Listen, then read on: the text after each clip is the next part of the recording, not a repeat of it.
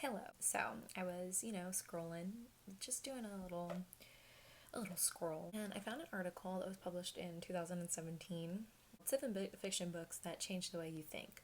A list of less familiar books that might just have the gem you're looking for, and it's by Darius Fura.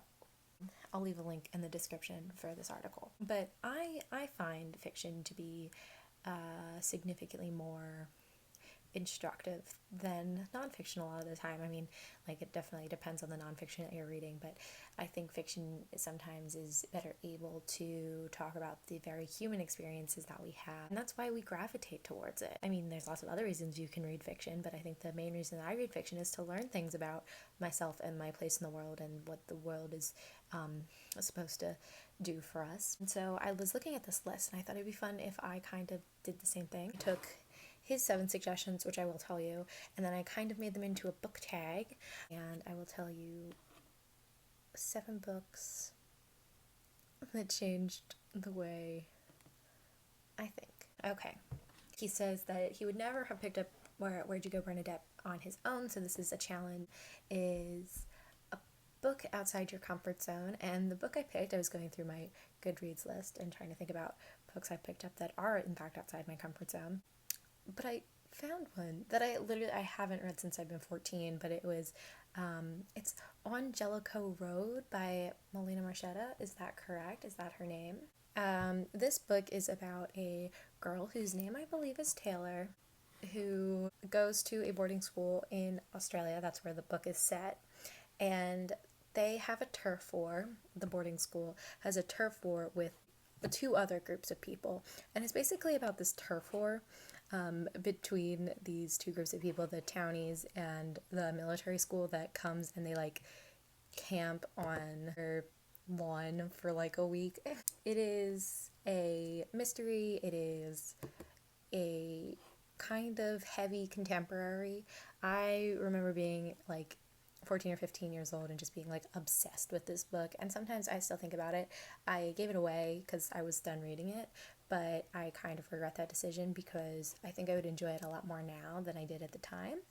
It was really incredible, or possibly really bad, but it's definitely not something I would have picked up without somebody having suggested it to me. For Naive Super, I've misread the synopsis. I still don't really understand what this book is about. I said that number 2 would be a coming-of-age story, and so I picked King of Atolia by Megan Whalen Turner, which is the 3rd standalone book in the Queen's Thief series. They're standalone books, but they do have to do with one another, and they do include spoilers for each other. And I'm going to read the synopsis to you. By scheming and theft, the thief Avitus has become king of Atolia. Eugenides wanted this queen, not the crown, but he finds himself trapped in a web of his own making. He sure fucking does, goddamn idiot. Then he drags a naive young guard into the center of the political maelstrom. Poor Costas knows he is the victim of the king's caprice, but his contempt for Eugenides slowly turns into Costas knows he's the victim of the king's caprice, but his contempt for Eugenides slowly turns into grudging respect. Though struggling against his fate, the newly crowned king is much more than he appears. Soon the corrupt Aetolian court will learn that his subtle and dangerous intrigue is no match for Eugenides. I have said it before, but this is legitimately my favorite book in existence.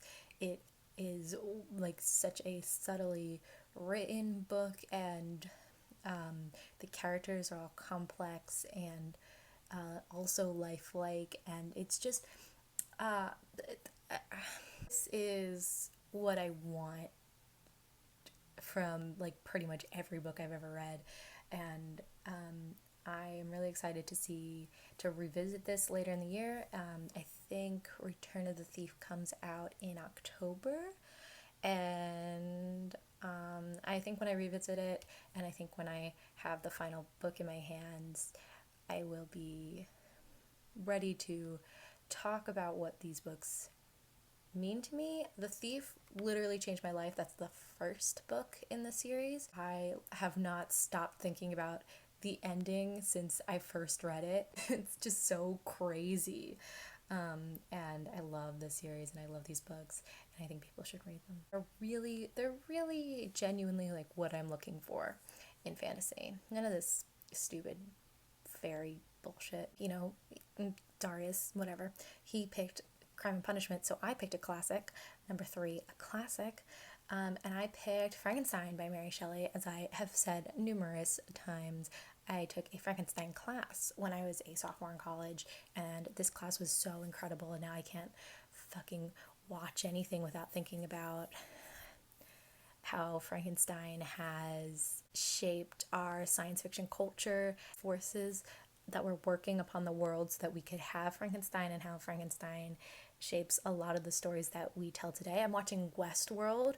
Oh my god, it literally took me till like right this second when I was writing my notes for this to be like, fucking Westworld is Frankenstein, bitch. I've seen so many Frankenstein like adaptations, and how Frankenstein has been alive in our pop culture since pretty much its inception, and how we're still telling really cool stories that are at their heart, you know, owe a lot to Mary Shelley and Frankenstein. And I think if we're gonna do science fiction, we gotta read Frankenstein. He picked Fight Club, and so I picked a popular book. No, he wanted to avoid popular books. He picked one that was a popular book, Fight Club. I've never read Fight Club, and I have no intention to. But I am going to pick The Book Thief by Marcus Zusak, which I read in 9th grade. Never stop thinking about how inventive the storytelling of this was, and how beautiful the prose is, and how small and how big the story is at the same time. I just think this is just such a fucking beautiful book. A book that is both depressing and feel good at the same time. He picked Ask the Dust by John Fante. Not pick them for the arbitrary challenges that I have set up, but he did pick Ask the Dust by John Fante, which is about a Italian-American writer in the 1930s. So that sounds something that is immediately interesting to me. But I picked Soledad by Angie Cruz, which I can't stop fucking talking about because this is a fucking beautiful book. I'll read the synopsis because I haven't done a great job of explaining what Soledad is about, but that's because of the nature of what Soledad is. At 18, Soledad couldn't get away fast enough from her contentious family with their endless tragedies and petty fights. 2 years later, she's an art student at Cooper Union with a gallery job and a hip East Village walk-up. But when Tia Gorda calls her with the news that Soledad's mother has lapsed into an emotional coma, she insists that Soledad's return is the only cure.